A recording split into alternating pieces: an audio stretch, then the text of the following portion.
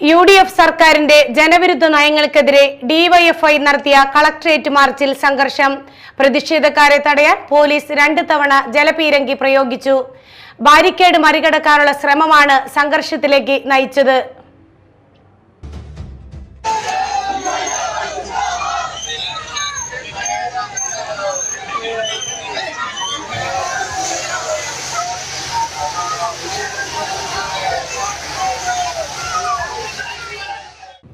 UDF സർക്കാരിന്റെ ജനവിരുദ്ധ നയങ്ങൾക്കെതിരെ DYFI നടത്തിയ കളക്ടറേറ്റ് മാർച്ചിൽ സംഘർഷം.